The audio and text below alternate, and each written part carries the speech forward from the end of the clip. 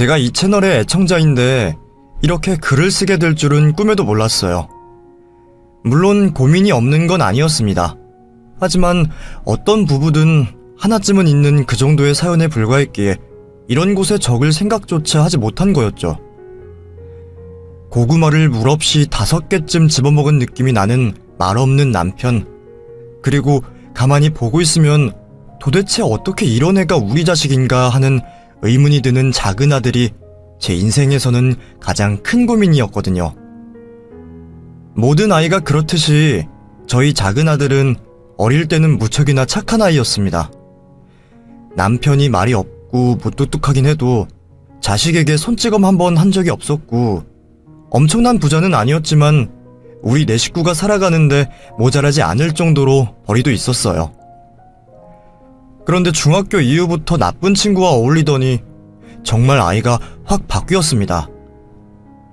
이건 부모의 주관적인 시각이 아니라 정말로 그랬어요. 그 아이가 하는 건 뭐든 따라하려고 했고 같이 하려고 했기에 하는 말입니다. 그러다가 고등학교 이후로부터는 다른 친구들에게 우리 아들이 나쁜 영향을 끼쳤어요. 누군가를 때리기도 했고 물건을 훔치기도 했습니다. 저나 남편은 늘 그런 아들 때문에 근심이 많았고요. 하지만 그와는 딱 반대로 큰아들은 공부도 잘했고 교우관계도 좋았습니다. 그래서 어느 순간부터는 큰아들에게 모든 기대를 걸었던 것 같아요. 그게 좋은 부모의 방향이 아니라는 건 저도 잘 압니다. 하지만 저희도 부모이기 이전에 사람이어서 어쩔 수 없이 그렇게 된 것 같네요. 솔직히 말하면 지쳤던 것 같습니다. 집을 비우기라도 하는 날에는 친구들을 끌고 와서 술 마시고 담배까지 피우는 아들을 보던 게 괴로웠어요. 그리고 대화를 할 때마다 툭툭 튀어나오는 욕설도 듣기 힘들었고요.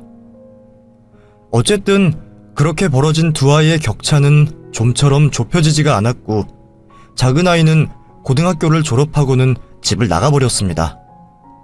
솔직히 그때는 잠도 제대로 자지 못하고 걱정을 했죠. 엄마, 차라리 잘 됐다고 생각해. 엄마가 걔 때문에 우울증 약까지 먹는 거 내가 모를 줄 알아? 걘 밖에 나가서 고생 좀 해야 돼. 이제 성인이고 책임질 줄 알아야지. 언제까지 엄마 아빠가 수습해주고 대신 빌고 이렇게 살아. 그래도 아직 어린아이인데 내가 그때 잘했어야 했어. 관심도 더 주고. 엄마도 이제 나이 생각해야지. 내가 얼른 취직해서 2배로 효도할게. 응? 그러니까 걱정 좀 덜어놔. 걱정한다고 걱정이 사라지진 않잖아. 고맙다. 말이라도 우리 아들이 엄마한테 참 힘이 된다니까. 고맙긴. 엄마 아니었으면 나 이렇게 좋은 대학에 못 들어왔어. 그러니까 딱 몇 년만 기다려. 내가 우리 엄마 최고로 어깨 으쓱하게 만들어줄 테니까. 힘들어하는 제 곁에 큰아이가 늘 함께 있어줬어요. 워낙 마음이 따뜻하고 배려심이 깊은 아이라서 걱정할 것도 없었습니다. 저는 그저 약간의 물질적인 지원을 한 게 전부였고, 그 아이는 혼자서도 뭐든 잘했죠. 그렇게 시간이 흘러서 큰아이는 공기업에 들어갔습니다. 금융 관련된 곳이라서 연봉도 상당한 곳이었고요. 그래서 제 주변 사람들도 저를 부러워했고, 그렇게 말수도 없던 남편이 전화를 돌리며 자랑까지 했을 정도였습니다. 물론 그럴 때마다 작은 아이 생각이 나더군요. 어쩔 수 없는 엄마라서 그 아이는 뭘 하는지 뭘 먹는지 많이 걱정이 됐습니다. 그런데도 무심하게 제게 연락 한 번 하지 않아 몇 번이나 상처받은 마음을 비워내며 그렇게 시간을 보냈죠. 그러다가 큰아이가 결혼할 여자를 데리고 왔습니다. 솔직히 좀 당황스럽긴 했어요. 취업을 한 지 1년도 되지 않은 시점에서 결혼을 한다고 하니 그 부분이 걸렸죠. 하지만 그 아이가 제법 마음에 들었습니다. 일단 아들과 같은 대학의 선후배 사이였다는 점부터 그랬죠. 서울에서 알아주는 4년제 대학을 졸업했다는 의미이기도 하니 더할 나위 없었고, 이름 있는 화장품 회사의 연구원이라는 직업도 좋더군요. 거기다가 예쁘고 싹싹하고 똑부러진 게 조건과 합쳐지면서 너무 마음에 들었습니다. 그래서 저와 남편은 그 결혼을 찬성했죠. 물론 두 아이들이 제대로 결혼 준비를 할 비용이 마련된 것은 아니었기에 모두 저희가 알아서 준비를 해줬습니다. 당시에 저희가 일산 장항동 쪽에 아파트를 하나 가지고 있었는데 전세 기간이 끝나면 애들을 분가시킬 계획도 했고요. 그 전에는 저희와 함께 살게 되었는데 새로운 가족이 생겨서 저는 너무 좋았죠. 남편도 말은 안 했지만 은근 좋아하는 눈치였고 말입니다. 저는 최대한 시어머니 소리를 듣기 싫어서 쿨한 척도 했어요. 뭐? 설거지? 그걸 네가 왜 하니? 일하고 들어와서 힘들 텐데 그냥 쉬어. 그래도 어머니, 제가 하는 게... 괜찮아. 시댁이라도 편하게 지낼 수 있었으면 좋겠어. 그러니까 얼른 쉬렴. 역시 우리 엄마는 다를 줄 알았어. 그렇지 자기야. 정말 좋으셔. 우리 집에서도 이것보단 심부름 더 많이 할 것 같은데. 내가 말했잖아. 우리 엄마는 시집살이 절대로 안 시킬 뿐이라고. 저는 정말로 노력을 했습니다. 제가 아들을 예뻐하는 만큼, 아니, 그것보다 더 잘하려고 했어요. 집에 온 손님이다 이렇게 생각하고 극진히 모시는 정도의 개념이었죠.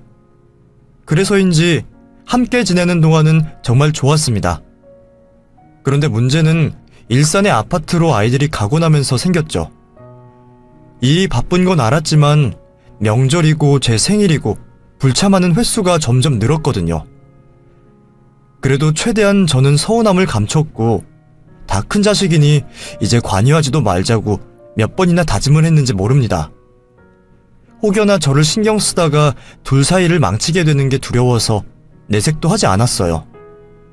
그저 아주 가끔씩 반찬이며 그런 것을 집 앞에 두고 오는 정도가 전부였죠. 그런데 아들은 이전과 많이 달라졌습니다. 반찬을 받았다면 연락이라도 한번 할 법한데 전화 한 통 없었죠. 그 중에 가장 서운했던 건 며느리의 임신 소식조차 늦게 알았다는 겁니다. 뭐? 임신? 몇 주라고? 이제 4달째 접어들어요. 그걸 왜 이제야 말을 해? 몰랐던 거야? 아니요. 알았는데 그런 걸 말하는 것도 뭐가 안 좋다고 들어서요. 안전기에 접어들 때까지 말씀 안 드렸죠. 아무리 그래도 우리가 할머니 할아버지가 되는 건데. 지금 이야기했으니까 괜찮은 거잖아요. 뭐 중요해요? 아니 나는 그래도 좀 서운하구나. 안 그래도 드릴 말씀이 있는데요. 요즘은 산후조리원은 시어머니가 해주신다고 그러더라고요. 제 주변의 친구들은 핸드백도 받았다고 그러고. 산후조리원? 네, 해주실 거죠? 그야 그래. 산후조리가 중요하긴 하지. 내가 알아볼. 아니요, 제가 알아볼게요. 제대로 된 곳에서 받아야 되는데 어머님은 아무래도 그런 거 잘 못하실 것 같아서요. 제가 알아보고 계좌번호 드리면 되잖아요. 그리고 핸드백도 아무거나 사는 거 말고 제가 몇 개 집어드릴게요. 그게 서로가 편하잖아요? 괜히 마음에 들지 않는 거 선물 받으면 더 안 좋으니까. 그렇죠? 그래. 그러자. 역시 우리 어머니는 다른 시어머니랑 다르다니까. 친구들한테 자랑할 수 있겠어요. 기분이 좀 묘했습니다. 그 말투며 표정이며 어딘지 저를 묘하게 깔보는 느낌이 가시지를 않았거든요. 그저 서운해서 제가 잘못 판단했다 그렇게 생각을 했지만 그때가 처음 그런 이질감을 느꼈던 때였던 건 확실합니다. 어쨌든 그래도 며느리를 위해 수백만 원이나 하는 산후조리까지 해줬고 명품 가방이라는 것도 사서 안겼죠. 원하는 게 있으면 직설적으로 말하는 걸 보면서 이전이랑 많이 다른 방향이 되었구나 하고 이해하려고 노력했고요. 그리고 무엇보다 제게 첫 손주가 생긴다는 게 너무 좋아서 더는 깊게 생각을 안 했습니다. 아들, 이번 명절은 참석을 하는 거지? 잘 모르겠는데? 그 사람한테 물어보려고. 꼭 물어봐야 알 수 있는 거니? 작년에도 그냥 넘어갔잖아. 너희 아버지 말은 안 하셔도 얼마나 서운하시겠어. 나도 그렇고 손자도 보고 싶은데. 그래도 사진 보내줬잖아요. 그것도 한 달이 넘었어. 사진 달라는 것도 눈치가 보여서 원. 엄마, 시집살이 본능이 나와? 요즘 그 사람 예민해. 우리 둘 다 잠도 잘 못 자고. 아이 키워보면 알잖아. 그니까 좀 서운해도 그냥 좀 넘어가고 그래. 어? 사진 본다고 뭐 달라져? 그냥 애가 몸이 약하니까 조금 조심스러운 부분도 있고 그래서 그래요. 그래, 어쩔 수 없지. 알았다. 제가 나쁜 건지 아니면 제 속이 원래 정지 그릇만 한 건지 저 스스로도 제가 구분이 되진 않았습니다. 하지만 마음을 아무리 좋게 먹어도 계속 멀어지는 걸 보면서 뭔가 잘못됐다는 생각이 들었어요. 이유를 되짚어보려고 해도 도통 모르겠고 더 잘해주면 줄수록 멀어지는 게 마음의 상처로만 남았죠. 제가 태어났던 손자를 병원에서 보고 다시 본 게 생일이었으니 왕래가 어느 정도로 없었는지 충분히 짐작하실 수 있을 겁니다. 그러던 어느 날 제가 화장실에서 미끄러지며 꼬리뼈가 금이 가게 되었고 손목까지 부러지는 사고가 있었어요.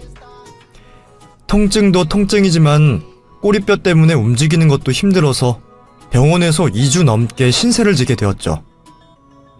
그런데 아들이 딱 한 번 병원에 온 게 전부였고 며느리는 아예 전화 한 통도 없었습니다. 이 일로 확실히 알게 되었어요. 제가 아무리 잘해도 결국에는 멀어질 수밖에 없는 관계구나 하고 말이죠. 명절이나 내 생일은 몰라도 아빠 생신인데 너라도 뭐라고 했어야지. 또 안 온다고? 그게... 설마 또 싫다고 그래? 아니, 난 그러고 싶은데 뭐 생일 자체에 의미를 두질 않는 사람이라서 그래. 1년에 한 번 늘 돌아오는 생일이 뭐가 중요해. 그렇잖아.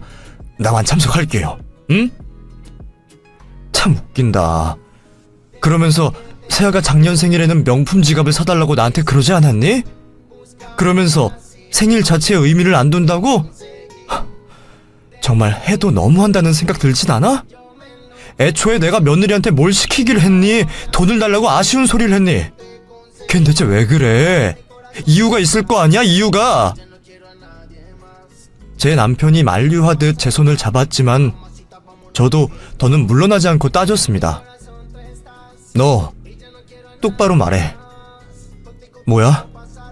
손자 한번 보려면 이름 있는 그런 거 사서 가지 않으면 애초에 보여주지도 않고 자기 필요한 일 아니면 전화도 안 받고 이게 벌써 2년이 다 되어간다. 우리 그동안 손자 안아본 게 5번이 되질 않아. 바쁘다 보면 그럴 수도 있죠. 뭘 그런 걸로 그래. 엄마 나이 들어서 그래? 나이 들면 뭐가 다 서운하고 그렇다고 하던데. 그래, 나이 들어서 그런다. 그러면 뭐가 달라지는데? 그냥 좀 넘어가자고요. 바쁜 일만 끝나면 내가... 서울이랑 일산 거리가 멀기를 하니? 나도 참을 만큼 참았어. 나도 시어머니 이전에 며느리였으니까 시댁 좋은 거 아닌 거 알고 정부 치는 게 힘든 것도 알아서 그렇게 이해하고 참았다고. 그런데 우리가 너희한테 뭐 많은 걸 바랬어? 아니야, 엄마. 진짜 바쁘기도 했고 그 사람도 아이 때문에. 똑바로 말 못해? 다른 이유가 있는 거잖아. 일도 쉬고 있으면서 바쁘다는 핑계도 한두 번이지 전화를 못 받을 정도야? 그게 핑계로 적당하다고 생각해? 너도 머리가 있고 입이 있어. 이 상황이 다르게 해석이 되면 어디 한번 짓거려 봐라.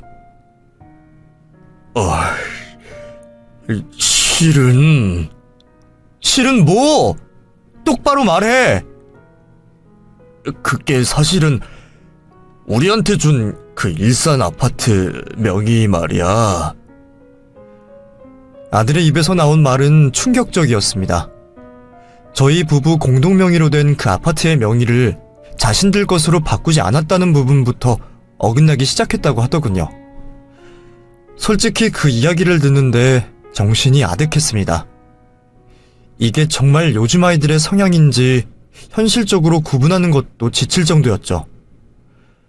그렇게 그때는 화를 내며 넘어갔는데 시간이 좀 지나자 한편으로 그럴 수도 있겠다 그런 생각이 들더군요.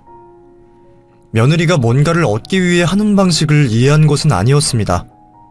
그저 현실적으로 나날이 높아지는 집값을 감당하기 어려워서 그렇다는 건 이해를 했죠. 그래도 명의를 당장 그 아이들 앞으로 돌려줄 생각은 하지 않았습니다. 일단 제 자존심도 허락하지 않았고 남편과 제 노후 대비를 위해서 어렵게 마련한 곳이었는데 결정을 바로 할 수가 없었죠.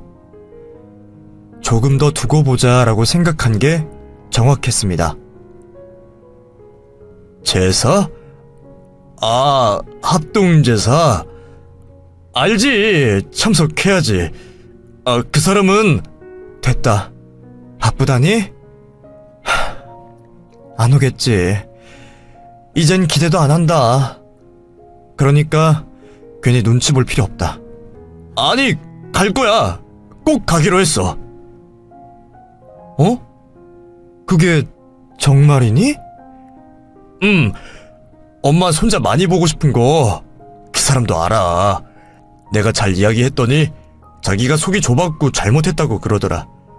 그냥 임신하고 호르몬이 날뛰어서 그렇다고 모든 게 서운하고 그랬다면서 자기가 잘하겠다고 그랬어. 아, 그래? 그렇지. 임신하면 그럴 수도 있지. 우울증? 뭐 그런 게 온 모양이야. 엄마도 들어봤지?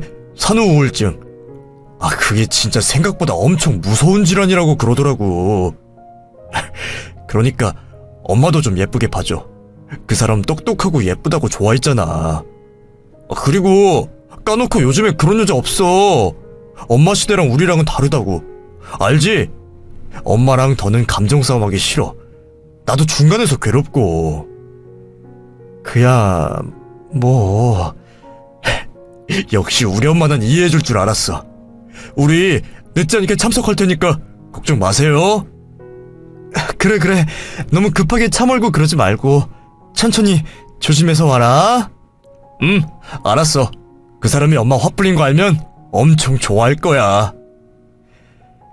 저도 참 단순했어요. 그 몇 마디를 들으니까 왜 그렇게 기분이 좋던지 혼자 좋아서 희죽거리면서 웃다가 계획을 짰습니다.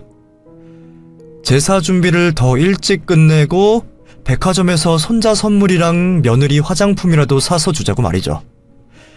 아이가 먼저 용기를 냈으니 저도 거기에 화답을 할 생각이었던 겁니다. 그런데 막상 제사 전날 마주한 건 아들뿐이었죠. 가슴에서 화가 확 올라왔는데 아들은 며느리가 아프다고 하더군요. 독감에 걸려서 병원까지 다녀왔다고 하면서 말입니다. 솔직히 의심이 들지 않은 건 아니었어요.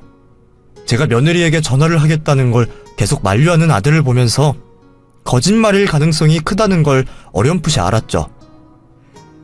그래서 저는 제사 당일날에 소심한 복수를 했습니다.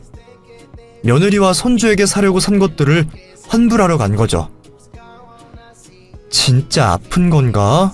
그럼 며느리를 보러 갈까? 아플 때는 서러운데. 속으로 그런 생각들과 미운 마음이 한참을 싸웠습니다. 그렇게 환불하려다가 말고 돌아서 가려는데 누군가와 부딪혔고 그건 다름 아닌 며느리였어요. 심지어 머리끝부터 발끝까지 잘 꾸미고 어디 하나 아파 보이지 않는 그런 모습이었습니다. 여기를 네가 왜? 근데 너 아프다고 하지 않았니? 병원까지 갔을 정도라더니. 그게요. 제사상에 올릴 과일 좀 사려고요. 아시죠? 백화점이 과일도 훨씬 좋은 거. 와, 진짜 이렇게 들키게 될 줄은 몰랐어요. 서프라이즈 하려고 했는데 아픈 건 괜찮아졌고, 그래서 마침 딱 여기 들려서 시댁으로 바로 가려고 했죠. 서프라이즈! 내 생일도 아닌데 서프라이즈? 제사도 일종의 하나의 모임이고, 그러니까 그게 저희 애도 한번 보여드리고 싶었고. 손자는 어디에 뒀니? 아, 친정에 맡겼어요. 여기 오니까 잠깐 맡겼다가 다시 데리러 갔다가 시댁이 가려고 했던 거죠. 오해하시는 거 아니죠? 설마. 그래?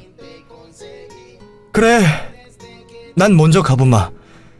넌 백화점에서 서프라이즈 많이 하렴. 화도 나지 않더군요.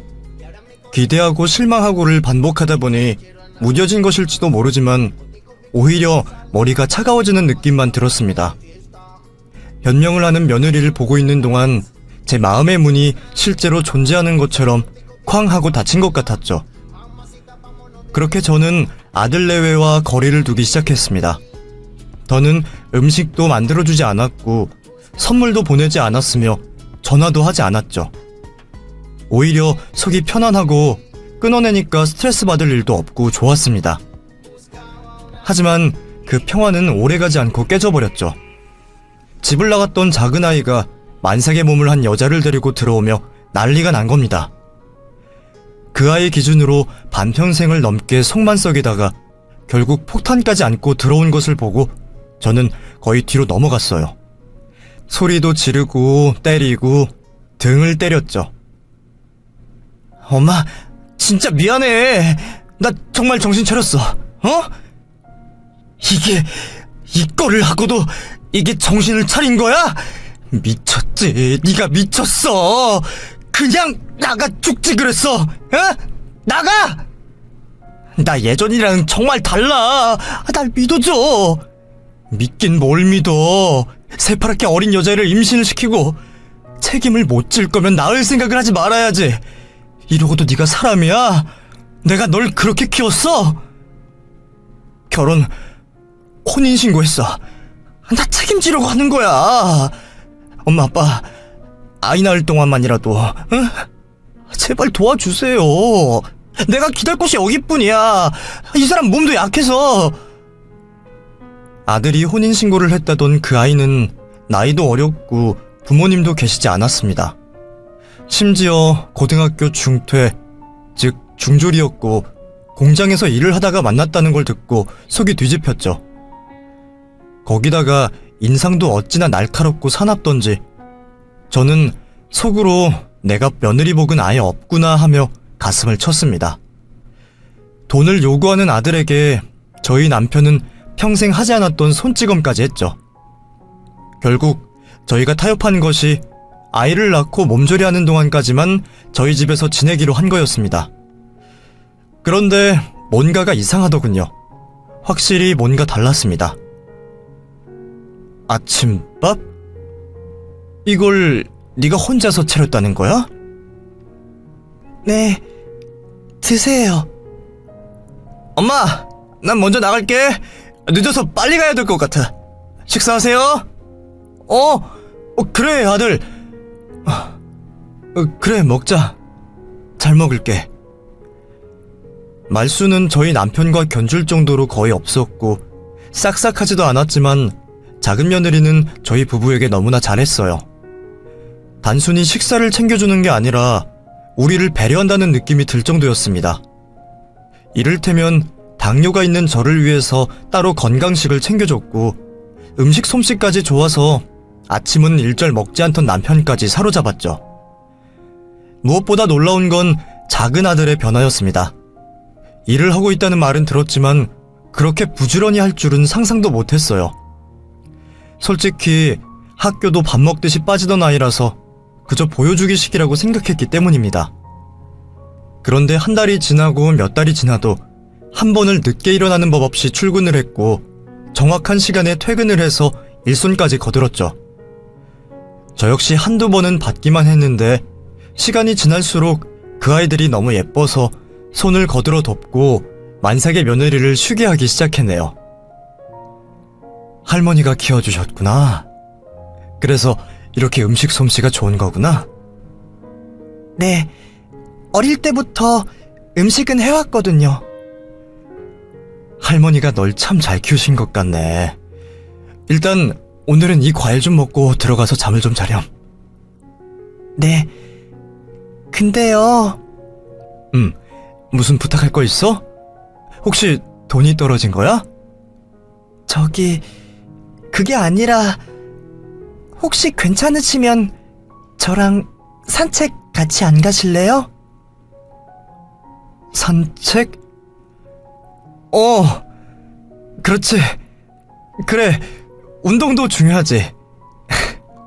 그래, 나가자.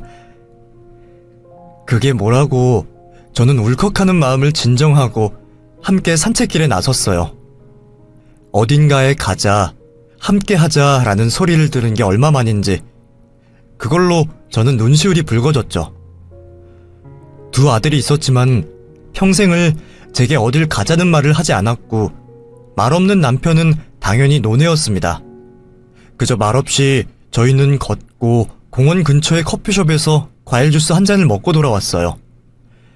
저는 그때 한참을 말없이 있다가 제게 함께 나와주셔서 고맙다며 꼭 엄마 같아서 좋다고 하는 며느리의 그 말에 결국 눈물을 터뜨렸습니다. 그 뒤로는 쭉 그저 좋은 일만 생겼어요. 예쁜 손녀가 태어났고 제가 손수 산후조리를 자청해서 맡았습니다. 설거지는 안 된다고 했지. 더운 물도 닿으면 안 되는데 지금은. 그래도, 나중에 나이 들면 그게 다 병이 되는 거야.